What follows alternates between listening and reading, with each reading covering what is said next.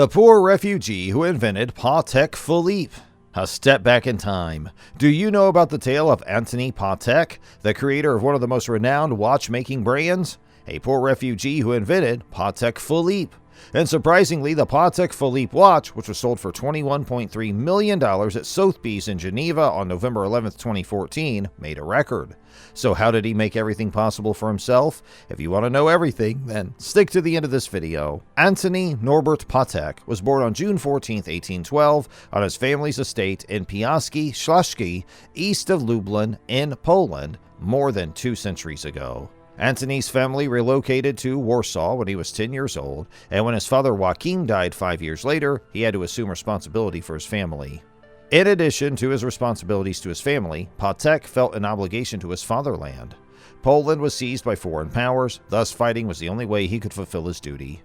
Antoni Patek went from being a distinguished Polish soldier to being one of the most renowned watchmakers in history.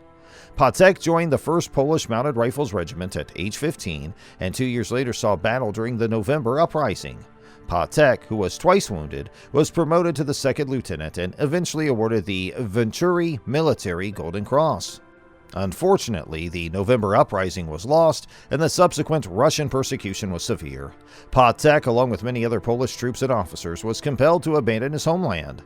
Due to his valor and dedication to the cause, Patek was given one more mission. He was tasked with organizing a route for Polish insurgents that would take them from Prussia to France while ensuring their safety along the way.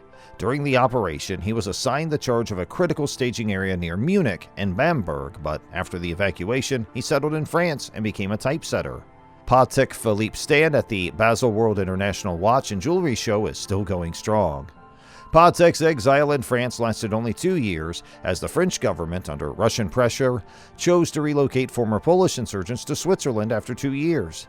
There, Patek tried many different jobs and also learned from the famous Swiss painter and engraver Alexandre Calamy.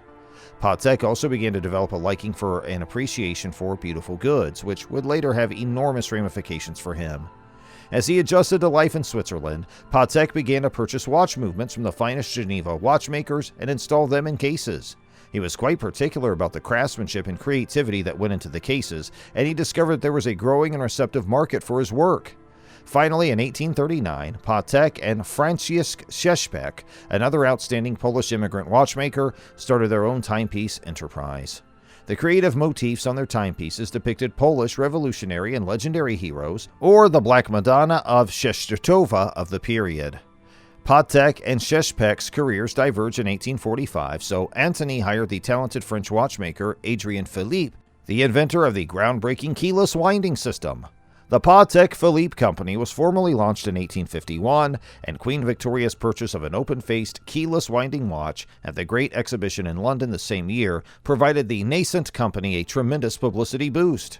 Victoria thought the watch was so beautiful that she wore it as a piece of jewelry, and Patek became known as the Royal Watchmaker. Since then, the number of celebrities who have fallen for Patek watches has steadily increased. Nicholas II became an obsessive collector after Queen Victoria, followed by Leo Tolstoy, Tchaikovsky, Albert Einstein, Walt Disney, Pablo Picasso, Maria Sklodowska-Curie, John Paul II, and the Dalai Lama, among others. As Patek's popularity increased, he continued to be interested in Polish affairs. He enthusiastically supported the concept of a group of Polish exiles forming a so-called Polish Foundation help organization. Patek also assisted in the establishment of a Polish library and presentation hall in Geneva, and after the defeat of the January Uprising of 1863, he assisted Polish refugees in arriving in the Swiss city. Patek, while becoming one of the most renowned and well-known Poles in the world, never ceased to be a fiercely patriotic Pole. Hey, that's all for today. We hope you enjoyed our video. If so, please subscribe to our YouTube channel and you'll see even more of our incredible videos. And we look forward to seeing you in the next one. Thanks for watching.